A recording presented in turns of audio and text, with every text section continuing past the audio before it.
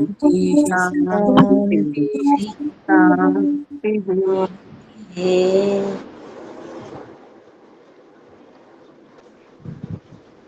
ओम। सत्यार्थ प्रकाश इस पुस्तक का इस समय में हम स्वाध्याय करते हैं और सत्यार्थ प्रकाश के पंचम समुल्लास के संन्यास विषय को हम पढ़ रहे हैं। वानप्रस्थ के पश्चात संन्यास विषय आरंभ कर चुके हैं और इस विषय में हमने अनेक संन्यास संबंधी प्रमाण अनेक ग्रंथों के पढ़े हैं, जिसमें अंतिम प्रमाण हमारा छांदोग्य उपनिषद का था। न वै स शरीरस्य सतः प्रिया प्रिययोरपहति प्रिया प्रिययोरपहतिरस्ति अशरीरम वावसंतम न प्रिया प्रिये स्पृशतः। तो कहते हैं जो देहधारी है वह सुख दुख की प्राप्ति से पृथक कभी नहीं रह सकता, और जो शरीर रहित जीवात्मा मुक्ति में सर्वव्यापक परमेश्वर के साथ शुद्ध होकर रहता है तब उसको सांसारिक सुख दुख प्राप्त नहीं होता। तो ये मुक्ति का प्रमाण है,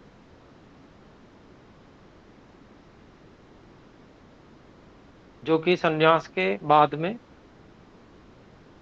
योग्यता बन जाने पर प्राप्त होता है।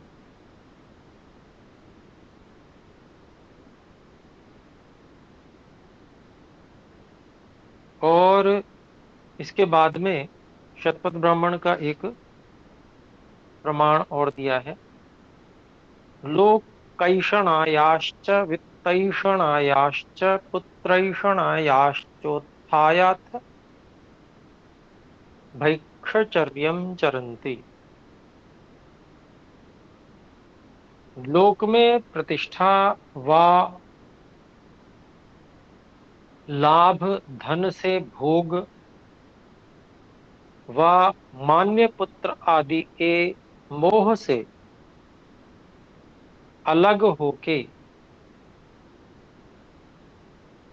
लोकेशणा का अभिप्राय महर्षि जी ने यहाँ पर लिखा लोक में प्रतिष्ठा, इसके मोह से। दूसरा वित्तैषणा, उसको बताया लाभ, धन से भोग, इसके मोह से। और पुत्रैषणा के विषय में कहा मान्य पुत्र आदि के मोह से। छाया से अलग होके सन्यासी लोग भिक्षुक होकर रात दिन मोक्ष के साधनों में तत्पर रहते हैं।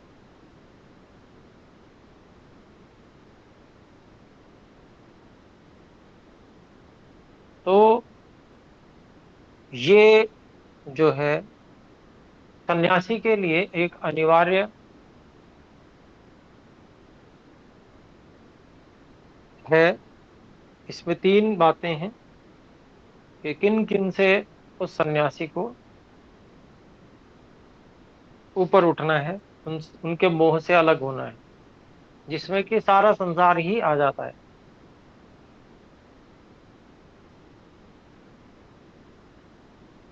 तो यह सन्यास की योग्यता के अंतर्गत भी समझा जाता है कि इस योग्यता वाला ही सन्यास ले।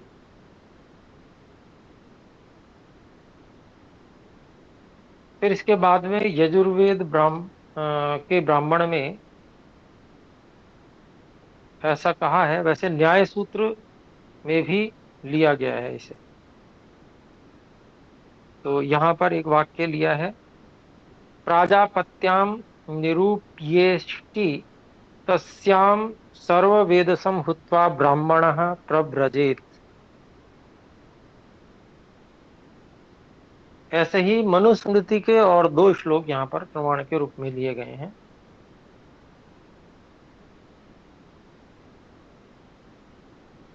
प्राजापत्यां निरूप्येष्टिम् सर्ववेद सदक्षिणाम् आत्मन्यग्नीन् समारोप्य ब्राह्मणः प्रव्रजेत् गृहात्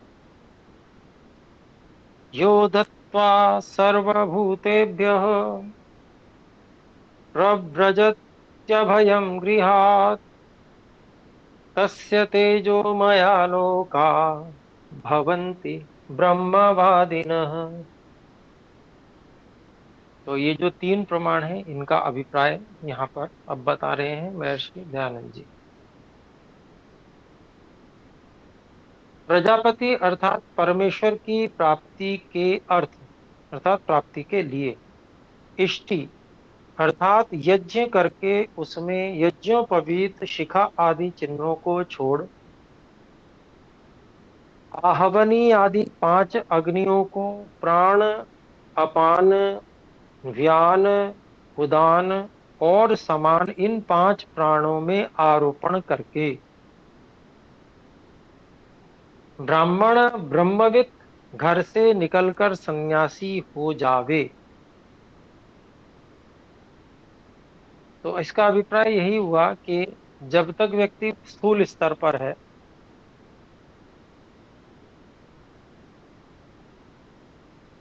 तब तक वो सन्यास नहीं ले सकता है, जब तक वो प्राण के स्तर पे नहीं पहुंच जाता कम से कम। और प्राण के स्तर में भी वो प्राण, सभी प्राणों की जो अग्नियां हैं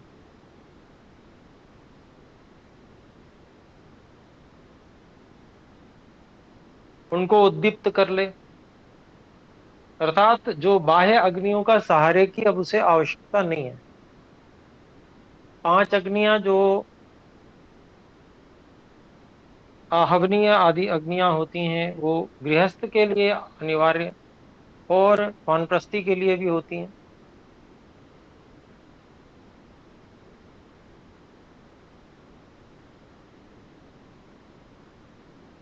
तो जब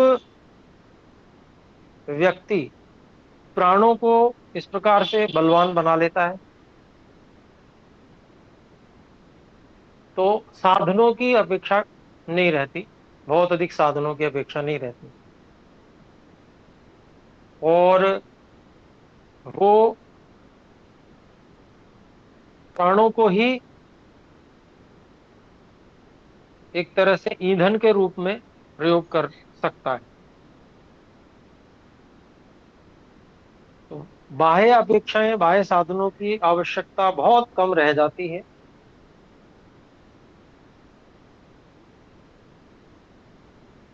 तो ऐसा जो सन्यासी है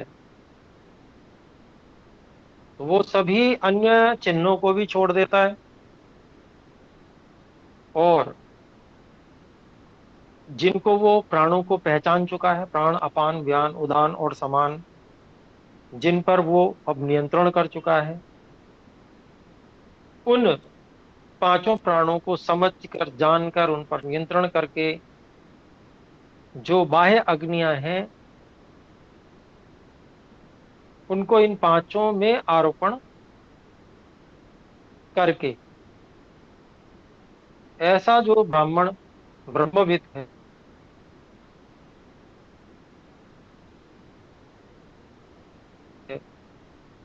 वो गृह को त्याग कर,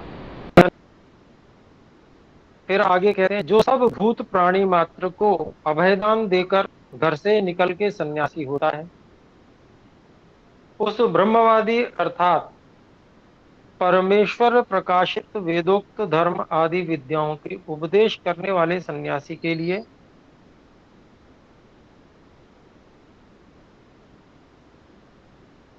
प्रकाशमय अर्थात मुक्ति का आनंद स्वरूप लोक प्राप्त होता है। तो देखिए जो स्थूल जगत है और स्थूल जगत का आकर्षण है, उसमें स्थूल जगत के भोग हैं, इंद्रियों के भोग हैं, स्थूल भोग हैं, उनके प्रति आकर्षण वो तृष्णा है। उस तृष्णा को विजय करने के पश्चात व्यक्ति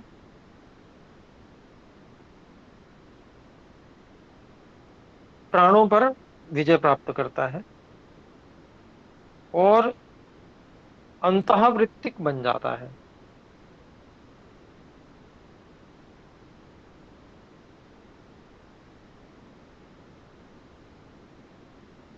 और ऐसे व्यक्ति को फिर, क्योंकि जो दृष्टानुश्रविक विषय वितृष्णस्य वशीकार संज्ञा वाला जो वैराग्य है, जिसको योग दर्शन में वैराग्य के रूप में बताया गया है, अपर, जो पर नहीं है, तो वो वैराग्य कम से कम होना आवश्यक है। वो वैराग्य हो जाने से बाह्य विषयों में आकर्षण समाप्त हो जाता है और अंतः यात्रा आरंभ हो जाती है, और अंदर की ओर आकर्षण बहुत अधिक हो जाता है, बाहर का आकर्षण समाप्त हो जाता है। तो यहाँ से जो अंतः यात्रा आरंभ होती है, तो वो और भी अंदर इंद्रियां, मन, बुद्धि, अहंकार इत्यादि जो सूक्ष्म है, और फिर स्वयं और परमात्मा,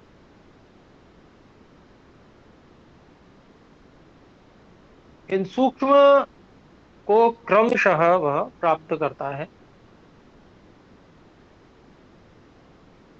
और जो अंतिम परमात्मा की प्राप्ति है वह प्रकाशमय है। अर्थात प्रकाशमय का अर्थात यहाँ पर भौतिक प्रकाश से अभिप्राय नहीं है, प्राकृतिक प्रकाश से यहाँ अभिप्राय नहीं है, यह ज्ञान रूपी प्रकाश से यहाँ पर अभिप्राय है। अर्थात ईश्वर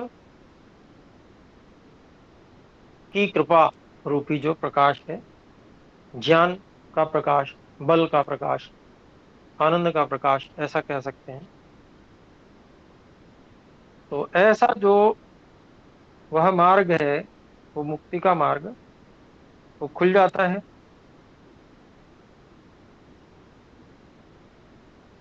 और ऐसा सन्यासी आनंद स्वरूप लोक को प्राप्त होता है।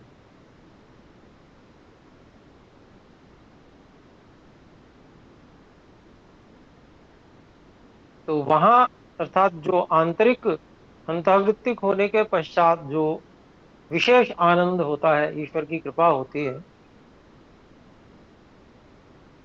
तो वो इतनी अधिक है कि अन्य जो विषय हैं उसके सामने तुच्छ है। वो दुख मात्र ही है, दुख रूप ही है।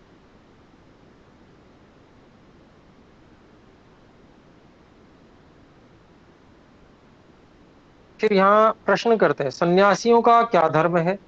उत्तर, धर्म तो पक्षपात रहित न्यायाचरण, सत्य का ग्रहण, असत्य का परित्याग, वेदोक्त ईश्वर की आज्ञा का पालन, परोपकार, सत्य भाषण आदि लक्षण सब आश्रमियों का, अर्थात सब मनुष्य मात्र का एक ही है। सन्यासियों का क्या धर्म है? तो जो सामान्य मनुष्य मात्र के धर्म है वो तो सन्यासियों के प्रथम ही है, सबसे पहले है, वो तो है ही है। वो तो सन्यासियों को बिना किसी भूल किए, त्रुटि किए, उनका तो पालन करना ही करना है। और वो एक ही है सबके लिए। परंतु सन्यासी का विशेष धर्म यह है कि, और सन्यासी का फिर विशेष धर्म भी बता रहे हैं कुछ जो अन्यों से भी और अधिक, उसमें ऋषि मनु जी के श्लोक हैं। दृष्टिपूतं न्यसेत् पादं, वस्त्रपूतं जलं पिबेत्, सत्यपूतं वदेद् वाचं, मनः पूतं समाचरेत्, क्रुध्यन्तं न प्रतिक्रुध्येत्, तात दाकृष्टः कुशलं वदेत्, सप्तद्वारावकीर्णा च न वाचमनृतां वदेत्।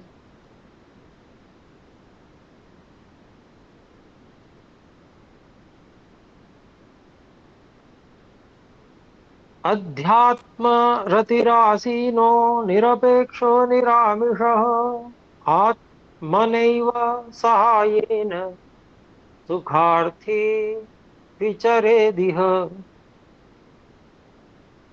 क्लृप्तकेशनखश्मश्रुः पात्रीदण्डीकुसुम्भवान् विचरेन्यतो नित्यं सर्वभूतान्यपीडयन् इन्द्रियाणां निरोधेन रागद्वेषक्षयेण च अहिंसया च भूतानां ममृतत्वाय कल्पते दूषितोऽपि चरेद्धर्म यत्र तत्राश्रमे रतः समः सर्वेषु भूतेषु न लिङ्गधर्मकारणम् फलं कतकवृक्षस्य यद्यप्यम्बुप्रसादकम् न नाम ग्रहणादेव तस्य वारी प्रसीदति प्राणायाम ब्राह्मणस्य त्रयोऽपि विधिवत्कृताः व्याहृति प्रणवैर्युक्ता विज्ञेयं परमं तपः दह्यते ध्यायमानानां धातूनां हि यथा मलः तथेन्द्रियाणां दह्यन्ते दोषाः प्राणस्य निग्रह प्राणायामैर्दहेद् दोषान् धारणाभिश्च किल्बिषम् प्रत्याहारेण संसर्गान् ध्यानेनानीश्वरान् गुणान् उच्चावचेषु भूतेषु दुर्जेयामकृतात्मभिः ध्यानयोगेन हम पश्येत् गतिमस्यान्तरात्मनः अहिंसये अहिंसयेन्द्रियसंगम् अहिंस अहिंसयैरेन्द्रिया अहिंसयेन्द्रियासङ्गैः वैदिकैश्चैव कर्मभिः तपस् तपसश्चरणैश्चोग्रैः साधयन्ती हि तत्पदम् यदा भावेन भवति सर्वभावेषु निःस्पृहः तदा सुखमवाप्नोति प्रीत्य चेह च शाश्वतम् चतुर्भिरपि चैवैतैर्नित्यमाशामिभिर्द्विजैः दशलक्षणको धर्मः सेवितव्यः प्रयत्नतः धृति धृतिः क्षमा दमोस्तेयं शौचमिन्द्रियनिग्रहः धीर्विद्या सत्यमक्रोधो दशकं धर्मलक्षणम् अनेन विधिना सर्वस्य त्यक्त्वा सङ्गाच्छनैः शनैः सर्वद्वन्द्व विनिर्मुक्तो ब्रह्मण्येवावतिष्ठते। तो ये 16 श्लोक हैं मनुस्मृति के जो सन्यासी के धर्म के रूप में महर्षि दयानंद जी ने यहाँ पर पढ़े हैं। तो इनका अभिप्राय भी लिख रहे हैं, बहुत सुंदर है अभिप्राय, आइए पढ़ते हैं। और वैसे तो ये सभी लोगों को करना चाहिए, ये बहुत ही उत्तम और आदर्श है, और इससे जीवन को पूर्ण रूप से अधिकतम आनंदित किया जा सकता है। तो यहाँ पर देखें, जब सन्यासी मार्ग में चले तब इधर उधर न देखकर नीचे पृथ्वी पर दृष्टि रख के चले। तो इसका अभिप्राय यही है कि नेत्रेंद्रिय जो है सबसे प्रमुख है, और उसको जो है अम, उसको तृष्णा रहित बनावे। अर्थात अगर तृष्णाएं होंगी तो इधर उधर देखेगा व्यक्ति, और कोई तृष्णा नहीं है या उसको रोक लिया है तृष्णाओं को, तो व्यक्ति की इच्छा इधर उधर कहीं देखने की नहीं होगी, अपने मार्ग में चलता जाएगा। सदा वस्त्र से छान के जल पिए। अर्थात स्वास्थ्य का ध्यान रखना बहुत आवश्यक है। वस्त्र से छान कर जल पिएंगे तो कोई इस प्रकार की जो हानिकारक चीज है वो नहीं जाएगी पेट में। निरंतर सत्य ही बोले। तो सत्य बोलना सभी का भी कर्तव्य है वैसे तो। और सर्वदा मन से विचार के सत्य का ग्रहण और असत्य को छोड़ देंगे, ये भी सभी के लिए है और विशेष रूप से सन्यासी के लिए है। फिर जब कहीं उपदेश व संवाद आदि में कोई सन्यासी पर क्रोध करे अथवा निंदा करे, तो सन्यासी को उचित है कि उस पर आप क्रोध न करें, किंतु सदा उसके कल्याणार्थ उपदेश ही किया करें। तो ऐसा बहुत देखा जाता है कि कोई क्रोध, किसी को क्रोध में देखकर हम क्रोधित हो उठते हैं, क्रोध पर और क्रोध आता है। तो लेकिन सन्यासी के लिए यह विशेष कर्तव्य है। सामान्य क्षत्रिय आदि तो क्रोध कर सकते हैं, उनकी आवश्यकता होगी, मन्यु का प्रयोग कर सकते हैं। लेकिन सन्यासी को विशेष ये कि वो क्रोध के ऊपर प्रतिक्रोध नहीं करेगा, किसी की निंदा करने पर भी क्रोध नहीं करेगा, और बल्कि सबके उपकार के लिए ही उपदेश करता रहेगा। ये उसका कर्तव्य है, कल्याण के लिए उपदेश किया करे। फिर और मुख के, दो नासिका के, दो आंख के और दो कान के छिद्रों में बिखरी हुई वाणी को किसी कारण से मिथ्या कभी ना बोले। दो कानों के छिद्रों में बिखरी हुई वाणी को किसी कारण से मिथ्या न बोले। अर्थात किसी भी प्रकार से जो इंद्रियों को ज्ञात हुआ है, जो इन इंद्रियों से कुछ भी ज्ञात हुआ है, ज्ञानेंद्रियों से, उस ज्ञात हुए का परीक्षण करके तभी ही बोले। बिना परीक्षा के ना बोले। कान से सुना और बोल दिया, ऐसा नहीं कर सकता सन्यासी। सामान्य व्यक्ति तो ऐसे ही करता है, सुना और बोल दिया, मन में आया और बोल दिया। लेकिन सन्यासी हमेशा प्रमाणों से परीक्षण करके ही बोलेगा, मिथ्या कभी नहीं बोलेगा। फिर अपने आत्मा और परमात्मा में स्थिर, अपेक्षा रहित, मद्यपान से आदि वर्जित होकर,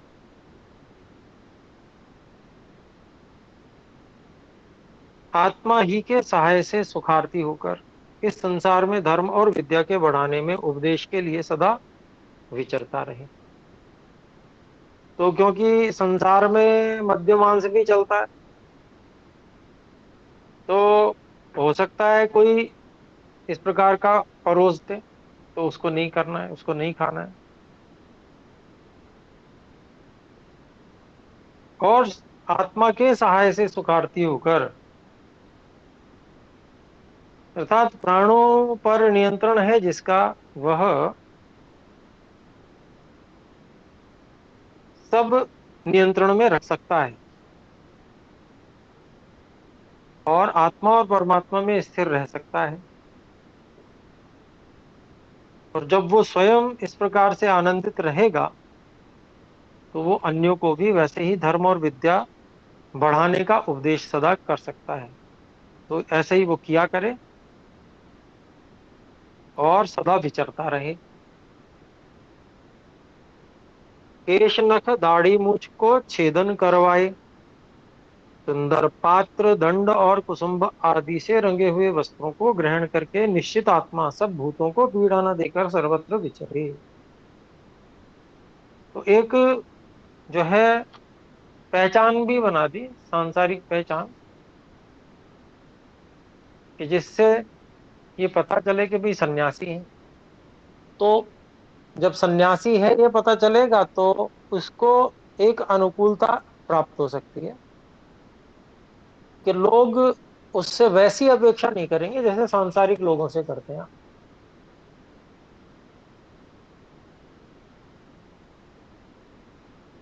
तो ये उसके लिए एक अनुकूलता का व्यवहार है। अगर वो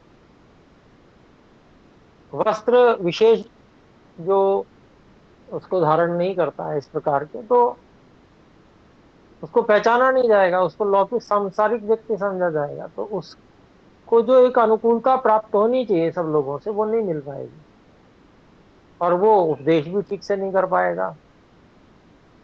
जबकि यदि वस्त्र आदि ठीक से उसने पहने जैसे कि विधान किए गए हैं, वो उससे पहचान हो जाती है, और वो फिर उपदेश आदि कार्य सहजता से कर सकता है,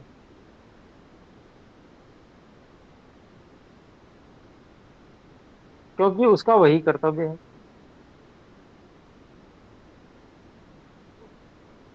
उससे उसको पहचाना जा सकता है, तो इसलिए पहचान के लिए ये कुछ नियम ऋषि मनु जी ने बनाए हैं।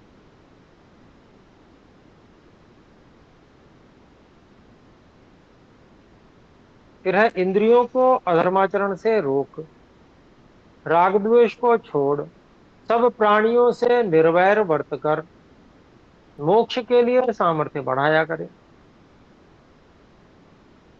तो इंद्रियों को अधर्म के आचरण से रोकना है, ये बहुत आवश्यक है सन्यासी के लिए, अत्यंत अनिवार्य। क्योंकि एक तरफ तो वस्त्र परिवर्तन हो गया पहचान के लिए,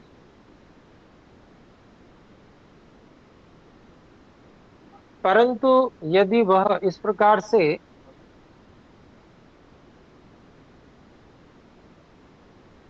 एक मिनट,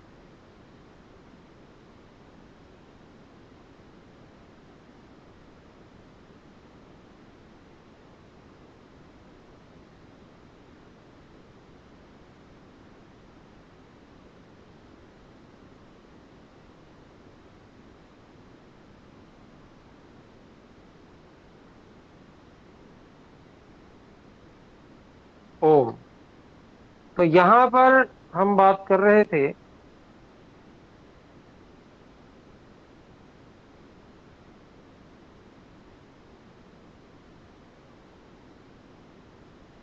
इंद्रियों को अधर्माचरण से रोक। तो ये रोकना बहुत अधिक आवश्यक है, क्योंकि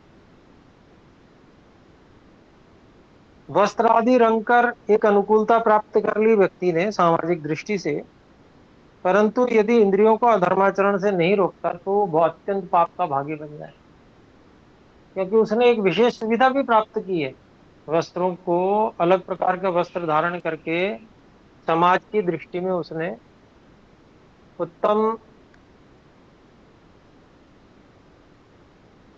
जो एक सम्मान और उपदेश करने में एक, जिससे उसको अनुकूलता हो ऐसी स्थिति प्राप्त की। लेकिन वह अगर इंद्रियों को अधर्माचरण से नहीं रोकता, अधर्माचरण में चलाता है, मन को खराब करता है, तो बहुत बड़ा पाप हो जाएगा। ये सामान्य पाप भी नहीं रहेगा, सामान्य से भी बहुत बड़ा पाप हो जाएगा।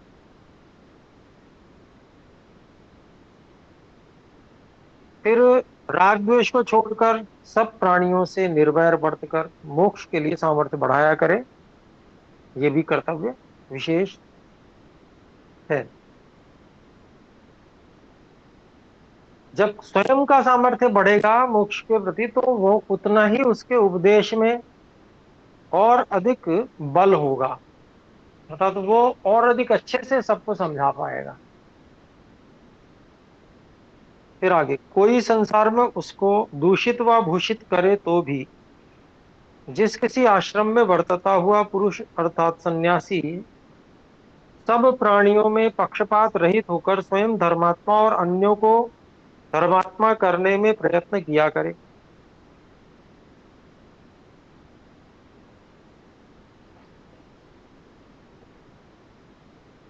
तो यहाँ पर जो विशेष बात है कि कोई ऐसा भी हो सकता है कि जो समझे नहीं दोष लगावे,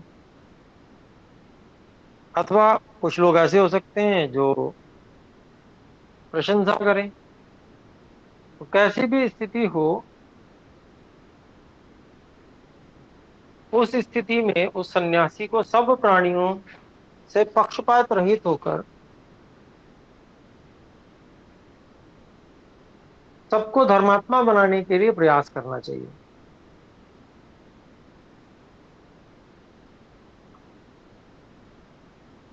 और यह अपने मन में निश्चित जाने कि दंड कमंडलु और काषाय वस्त्र आदि चिन्ह धारण धर्म का कारण नहीं है।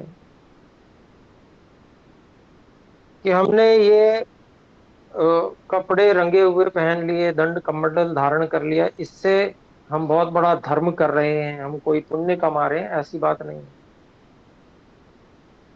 बल्कि इनको धारण करने से उत्तरदायित्व और अधिक बढ़ जाता है, और त्रुटि करने पर बड़ा दंड मिलेगा। तो त्रुटि नहीं करनी। धर्म का कारण तो उत्तम कर्म करना ही है। केवल वस्त्र आदि से, चिन्हों से कोई धर्म नहीं हुआ करता। ये बात स्पष्ट है। सब मनुष्य आदि प्राणियों की सत्योपदेश और विद्या दान से उन्नति करना सन्यासी का मुख्य कार्य है।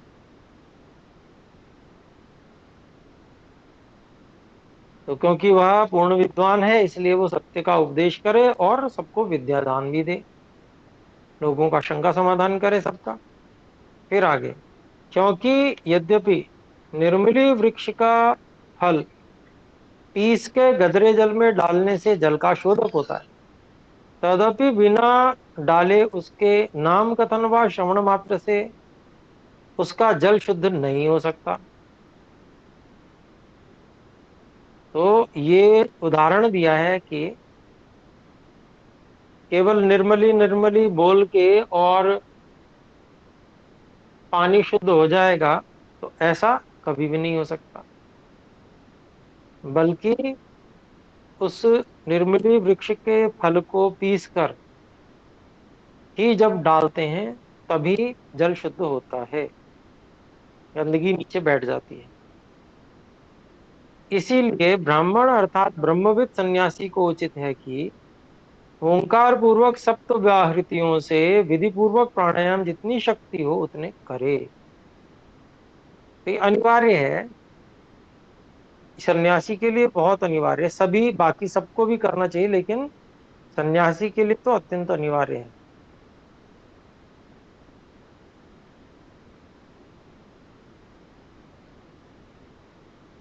इसलिए अपना कार्य जो है, अपनी उन्नति का कार्य करेगा वह सन्यासी, और अपनी उन्नति से अन्यों को भी उन्नत बनाने का प्रयास करेगा। तब उसके कार्य का जो परिणाम है वो आएगा, और वो सार्थक होगा उसका सन्यासी बनना। खाली नाम रख लिया कि मैं सन्यासी हूं, इससे कुछ भी धर्म कार्य नहीं हो सकता। इसका उदाहरण निर्मली के बीज की बात कह के कहा गया, उदाहरण दिया गया। तो इसलिए व्यक्ति को स्वयं को शुद्ध रखने के लिए प्राणायाम आदि, ओंकार जप और सात व्याहृतियों पूर्वक जो जप करना है, वो उसके लिए बहुत महत्वपूर्ण कार्य है। तो यथाशक्ति उतने प्राणायाम करने चाहिए। फिर आगे, किंतु 3 से तो न्यून प्राणायाम कभी ना करें। 3 से कम कभी नहीं करें, 3 तो कम से कम करें, अधिक भले ही करें। यही सन्यासी का परम तप है। क्योंकि जैसे अग्नि में तपाने और गलाने से धातुओं के मल नष्ट हो जाते हैं, वैसे ही प्राणों के निग्रह से मन आदि इंद्रियों के दोष भस्मीभूत होते हैं। तो स्वस्थ व्यक्ति, शरीर से जो स्वस्थ हो, ऐसे व्यक्ति को प्राणायाम करके और अपने जो दोष हैं उनको भस्म कर देना चाहिए। बहुत अच्छा साधन है ये। और जो अस्वस्थ हैं उनको पहले स्वस्थ बनने का प्रयास करना चाहिए। अस्वस्थ व्यक्ति को कभी भी संन्यास नहीं लेना चाहिए। शरीर से वो स्वस्थ हो अच्छे से, और फिर वो इस प्रकार से प्राणायामों का अभ्यास अनिवार्य रूप से करे। उससे शरीर के दोष जो उसमें इस प्रकार के जो मल इत्यादि हैं, जो जिनका उनका अटकाव होता है, जिसके कारण से मन आदि पर बुरा प्रभाव पड़ता है, वो सब इन प्राणायामों से स्वस्थ व्यक्ति के जल जाते हैं। और जल जाने से फिर मन भी उस प्रकार की रुकावट से दूर हो जाता है और अच्छे प्रकार से कार्य करता है। तो मन इंद्रियों के जो दोष हैं वो भस्मीभूत हो जाते हैं, भस्म हो जाते हैं। आगे कहते हैं, इसलिए सन्यासी लोग नित्य प्रति प्राणायामों से आत्मा अंतःकरण और इंद्रिय के दोष, धारणाओं से पाप, प्रत्याहार से संग दोष, ध्यान से अनीश्वर के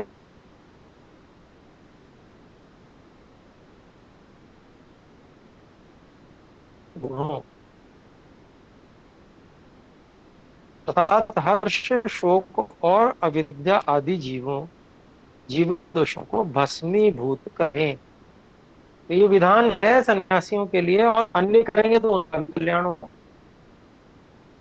तो नित्य प्रति प्राणायाम ध्यान ये करना ही करना है सन्यासी को, क्योंकि प्राणायाम करने से आत्मा, अंतःकरण और इंद्रियों के दोष नष्ट होते हैं। ऐसे ही धारणा करके मन को एक स्थान पर बांध देने से पाप नष्ट हो जाता है। मन फिर हम इधर उधर लगाएंगे नहीं, मन एक जगह बांध दिया हमने। ऐसे ही प्रत्याहार से संग दोष का नाश होता है, अर्थात इंद्रियों को बाहर से हटाकर अंदर की ओर मोड़ लिया। उसके लिए पहले अंदर की ओर का आकर्षण जगाना पड़ता है। तो अंदर का आकर्षण जगा के प्रत्याहार सिद्ध कर लेंगे तो जो संग दोष है, अर्थात विषयों का संग करने की इच्छा है, वो समाप्त हो जाती है। और जब व्यक्ति ध्यान में उतरता है तो बाहर की सभी चीजों से विराम हो जाता है। फिर उसको ना उस समय हर्ष होता है, ना कोई शोक होता है। अविद्या आदि जो दोष होते हैं, क्योंकि बाहर की ओर देख ही नहीं रहा है, तो वो अविद्या आदि दोष भी उस समय छूट जाते हैं। और इस ध्यान के द्वारा जो कुछ संस्कार बने हुए होते हैं, क्योंकि बाहर तो देख नहीं रहा, वो उससे तो अविद्या उत्पन्न नहीं हो रही, लेकिन स्मृति से अविद्या हो सकती है संस्कारों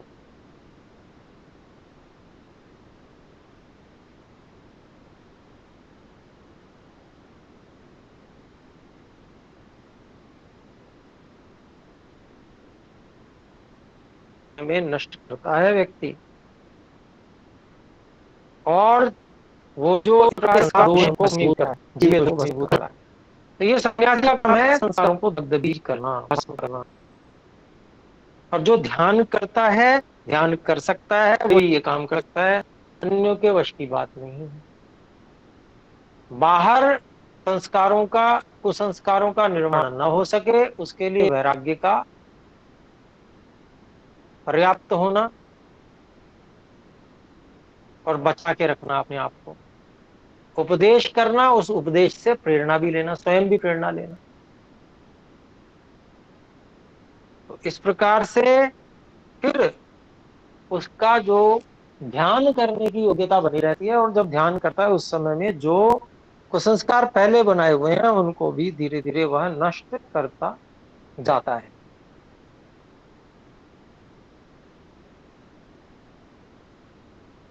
ईश्वर की सहायता से, ईश्वर को, ईश्वर की उपासना करके, और इस प्रकार के जो अविद्या के दोष हैं उनसे छूटता जाता है, उनको नष्ट करता जाता है, भस्म करता जाता है।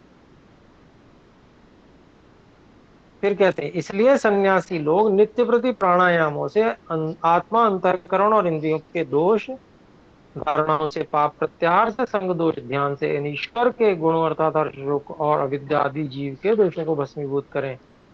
इसी ध्यान योग से जो अयोगी अविद्वानों के दुख से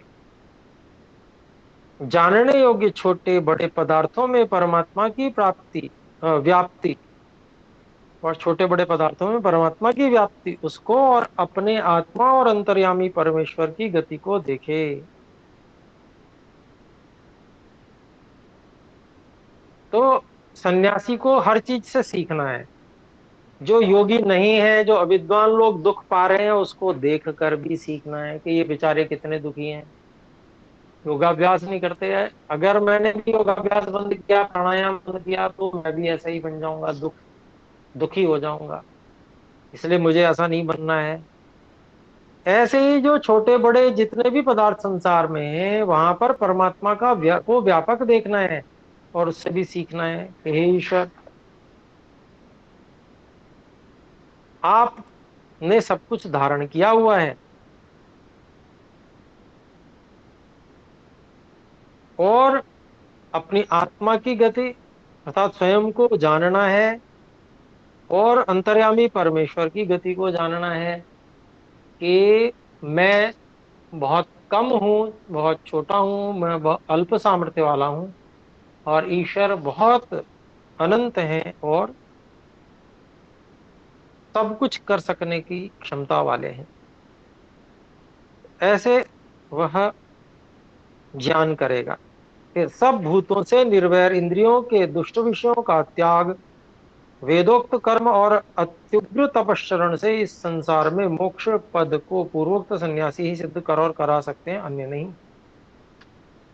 तो देखिए, बस जो ठान लिया वो करना है, ये तो भाई सन्यासी ही कर सकते हैं, क्योंकि उनके ऊपर संसार की समस्याएं नहीं है। तो वो मोक्ष पद को प्राप्त कर सकते हैं, सिद्ध कर सकते हैं और अन्यों को भी करा सकते हैं कि जो उनकी शरण में आवे, जो उनके शिष्य बने। तो ऐसे दुष्ट विषयों के त्याग से, सब भूतों से निर्वैर होके, अहिंसा करके और वेदोक्त कर्म करके, साथ में अति उग्र तपश्चरण करना। तो अन्यों को देखने में तो ये लगेगा कि ये बहुत उग्र तप कर रहे हैं, पर वास्तविकता ये है कि वो तो आनंद ले रहे होते हैं, सुख ले रहे होते हैं। अर्थात उस तपश्चरण में ही आनंद आता है। क्यों? क्योंकि उसी से उनको अपना लक्ष्य सिद्ध होता हुआ स्पष्ट दिखता है और लक्ष्य की सिद्धि के लिए वे उस कार्य को करते हैं। जब सन्यासी सब भावों में अर्थात पदार्थों में निष्प्रिय, कांक्षा रहित और सब बाहर भीतर के व्यवहारों में भाव से पवित्र होता है, तभी इस देह में और मरण पाके निरंतर सुख को प्राप्त होता है।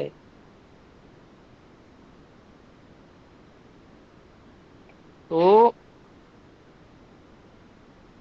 इस प्रकार से ये सब कर्तव्य बताए हैं और इसलिए ब्रह्मचारी, गृहस्थ, वानप्रस्थ और सन्यासियों को योग्य है कि प्रयत्न से 10 लक्षण युक्त निम्नलिखित धर्म का सेवन नित्य करें। तो ये धर्म के जो 10 लक्षण हैं, इन लक्षणों के विषय में हम अगली कक्षा में चर्चा करेंगे। आज समय भी हो गया है। अभी कोई प्रश्न हो तो हस्तोत्थापन द्वारा सूचित कर सकते हैं। कोई बात कहना चाहते हो? जी, जिन्होंने हस्तस्थापन किया है वे कृपया माइक अनम्यूट करके बोले। जी प्रणाम आचार्य जी। प्रणाम। सभी को सादर नमस्ते आचार्य जी। आचार्य जी, मेरे को एक शंका है, मतलब काफी मैं इसको स्पष्ट नहीं कर पा रहा हूँ। जो इंद्रियों को धर्माचरण में प्रवृत्त करने की बात है,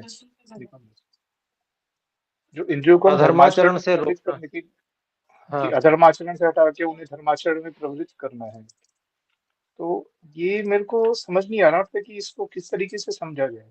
जैसे जो घ्राण इंद्री है, इसका तो काम सूंघने का है, इसको धर्माचरण में प्रवृत्त क्या करूं मैं? जी जी जी, ऐसा है ना, देखिए, सभी, जैसे आप केवल ज्ञानेंद्रियों का ग्रहण कर रहे हैं, भाई इंद्रिय तो मन भी है ना। जी तो मन के द्वारा आत्मा ज्ञान करता है और अपने पूर्व संस्कारों से सहयोग लेके, और उसका आकर्षण बनता है चीजों में, है ना। तो जी अर्थात मन को अधर्म आचरण से भी रोकना है, इंद्रियों को भी रोकना है, ऊपर ये अभिप्राय नंबर है ना। आदमी चढ़ती तो ऊपर चुनाव मन, दिखा देंगे। हाँ, इससे तो अनम्यूट पकड़ कर रहा है तो वो बंद कर लें, सुप्रिया जी, माइक बंद कर लें। तो अभिप्राय ये है कि मन और इंद्रियों को अधर्म आचरण से हटाना है। अर्थात एक गंध है, मान लीजिए किसी को मांस आदि या मदिरा आदि में रुचि है, उसकी गंध उसे बड़ी प्रिय है, वो है अधर्माचरण। तो पहले वो करता रहा होगा, परंतु अब उसे रोकना है उससे। तो मन और प्राणेंद्रिय दोनों को वो रोकेगा और उत्तम आचरण में लगाएगा, यानी कि जो भक्ष्य है, जो खाने योग्य है, जो जिससे सात्विकता होती है, ऐसे में मन को लगाएगा। और ऐसी वस्तुएं जहां पर होती हैं वहां पर ही रहेगा, जिससे उसकी गंध से उसमें आकर्षण हो, है ना। तो ये घ्राणेन्द्रिय के विषय में बात हुई, और इंद्रियों को इसी प्रकार समझ सकते हैं। ठीक है जी। तो बेसिकली आचार्य जी, मतलब तो यही हुआ कि मन भी तो केवल एक उपकरण है, इंद्रियां भी उपकरण है। विषयों का ज्ञान कर रही हैं ज्ञानेंद्रियां, वो मन को बता रही हैं कि इस विषय के बारे में जो कुछ भी इंद्रियां जान रही है वो मन को अपना इंफॉर्मेशन दे रही है। मन जो है बुद्धि से उसका पूछा है कि भाई ये अच्छा है या बुरा है, कि पुराने संस्कार के अनुसार इसको अच्छा मानूं या बुरा मानूं। और फिर वो आत्मा के पास उसकी सिग्नल जा रहा है कि भाई इस चीज को मैं ग्रहण करूं या ना करूं। और वो आत्मा का है निर्णय तो, कि भाई मैं ठीक कह जहां रहे हैं से मेरे आप। को मांस की गंध आ रही है उसकी तरफ मैं आकर्षित हूं या ना हूं। तो वास्तव में तो ये ठीक बात आत्मा है। का ही काम है। और इंद्रियां एक उपकरण, जो उपकरण का, जो वहां पे कहते हैं कि उसकी आप आसक्ति है, विषयों की तरफ आकृष्ट हो रही है, इंद्रियां लेकर जा रही है। तो ये बेसिकली आत्मा का ही सारा कारोबार है, जो इंद्रियों के माध्यम से भी आत्मा को इंद्रियों को भी वश में रखना है। जी जी, क्या मैं देखिए, सही समझ रहा हूँ आचार्य आत्मा जी? का तो निर्णय है ही, आत्मा का तो निर्णय है, पर अभ्यास शरीर का, इंद्रियों का, मन का, इनके भी अभ्यास हुआ करते हैं, है ना। जैसे अच्छा, ये जो जड़ भाई उपकरण है इनके भी आत्मा अपने ने, अपने संस्कार हैं। हाँ, हाँ, इनके भी संस्कार हैं, इनके अभ्यास भी हुआ करते हैं। तो जो इनके अभ्यास हुआ करते हैं, उन अभ्यासों से भी रोकना है इनको। और जैसे रुचि को परिवर्तित करना है ना। तो मन में संस्कार और बुद्धि में उस प्रकार के हैं, मान लीजिए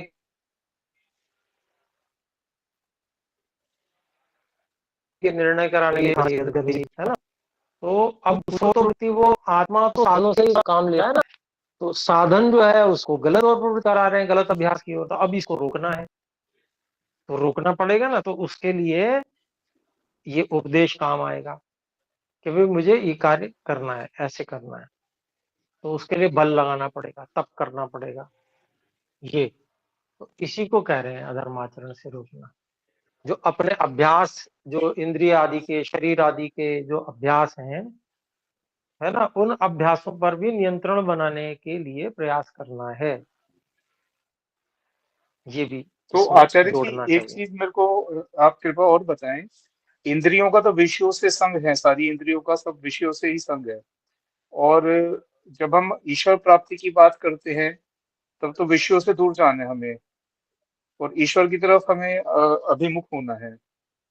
तो फिर तो हमें जो भी विषय हैं उनमें अनासक्त भाव से ही कृत संकल्प रहना चाहिए कि उन विषयों में हाँ, मेरे को इसीलिए कोई तो आसक्ति कहीं भी नहीं रखनी। हाँ, देखिए हर समय तो आप ध्यान में रह नहीं सकते हैं, कोई भी नहीं रह सकता है, सामर्थ्य नहीं है। ठीक है, ईश्वर की प्राप्ति तो करनी है, लेकिन अन्य व्यवहार करते समय अधर्माचरण से रोकना है, और उसका विकल्प क्या है? धर्माचरण करो। ठीक, और सबसे अच्छा विकल्प क्या है? क्या अनासक्त रहो।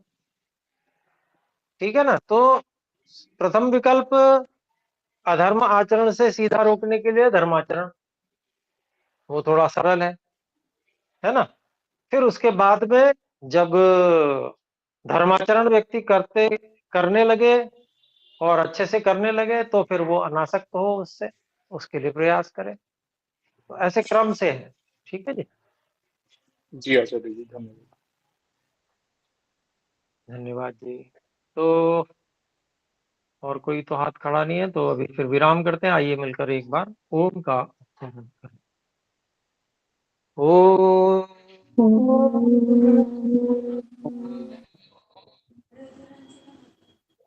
सभी को सादर नमस्ते जी। नमस्ते साधु नमस्ते। नमस्ते।